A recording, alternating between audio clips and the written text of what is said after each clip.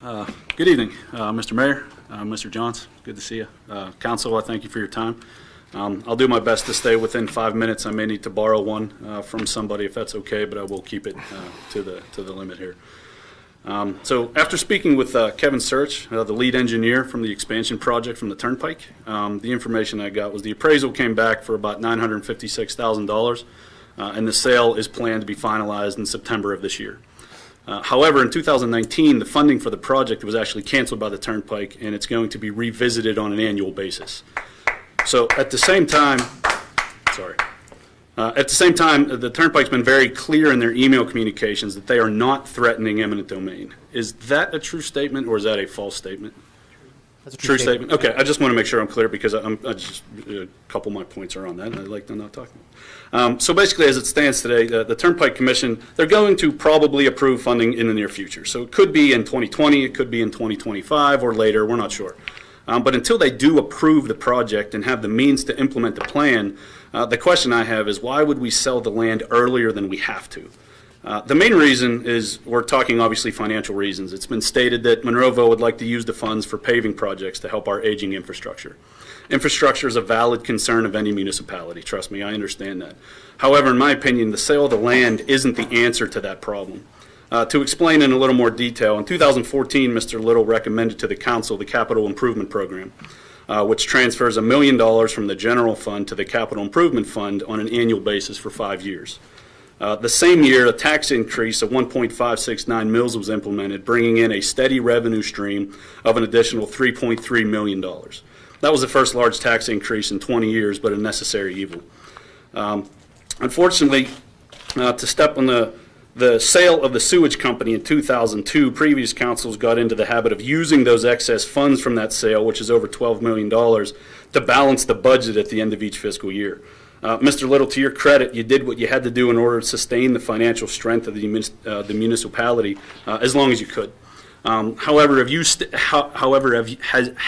stated in the budget documents, I apologize, balancing the annual budget with the revenue from the sales of the sewage company in 2002 is not a solid financial plan, which I'm paraphrasing your words, but I think we can all understand that part. In 2016, the budget report stated that the only solution to our failing infrastructure is an adequate, steady revenue stream. In 2017 and 2018, it was strongly recommended by Mr. Little that a 1 mil tax increase be approved to bring in an additional $2.3 million of steady revenue to help our aging infrastructure. The tax increase was not approved, so in 2018, we only paved 2.8 miles of road. To keep pace, according to the documents, we should have paved 7 to keep up to date. Again, 2017 and 2018 budgets state that the solution to the infrastructure problem is, again, a new steady revenue stream. Now, throughout 2018 and 2019, Monroeville focused on 3 areas to help the financial situation, including the general fund, which was collecting past due taxes, including business taxes, deferring the hiring of personnel, including police officers, and staying within the budget on other items. This worked well to the point in 2019 was the first time in 2 years that Mr. Little did not recommend raising the taxes by 1 mil. On top of that, the $1 million transferred from the general fund was earmarked for paving only, and that was to catch up for past year's limitations. This tells me a few things. Mr. Little is actually doing a very good job working within the constraints of an existing budget without a new revenue stream. Even without a new revenue stream, he has stabilized the budget for the time being. He sees what we're doing as a temporary fix, and I'm paraphrasing and quoting my own thoughts there. And he knows the answer, as stated, is an adequate, steady revenue stream. So as stated currently in the budget documents, it's not a solid financial plan for the future. The only solution for our infrastructure problem is, once again, a new steady stream of adequate revenue. A one-time amount of $956,000 based on the appraisal amount for the sale of the land, according with Bel Air Poll, is not the solution for the overall problem as stated. It's really a Band-Aid on a broken arm. The only form of adequate, steady revenue stream, as I see it today, unfortunately, is reinstating the recommendation of raising taxes by at least 1 mil. The only way Monroeville gets a new, steady revenue stream is through this means, as I see it right now. And I'm afraid that holding off on the 1 mil's increase won't last for much longer. You can't fake numbers, and the numbers are showing only solution to solve this problem in reality could be a tax hike. It seems what we've come close to exhausting other means. With all of that said, if we sell the land and use it for paving roads, next year we'll be sitting here and we'll have about 5 miles of new paved road when we use the money, and that's using fuzzy math based on the budgets of previous years. We'll be sitting here with the same infrastructure problems as this year. We'll have higher taxes, but now there will be no community pool and the sale of an asset that's been destroyed. We'd lose that asset and have the exact same problems as we do today. So the sale of the land is not a steady source of revenue. So I'm asking the council consider setting aside money for the sale that becomes final and for use for a new community pool area.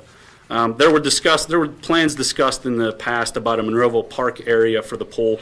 And speaking of Monroeville Park, the park is one of the nicest places in Monroeville. It's fantastic. It has state-of-the-art ball fields, picnic space, walking trails, soccer fields, which my daughter plays for the U6 Monroeville Raptors. The park came with a $5 million investment that actually came from the sale of the sewage company in 2002. That was over $12.6 million, if I'm quoting correctly.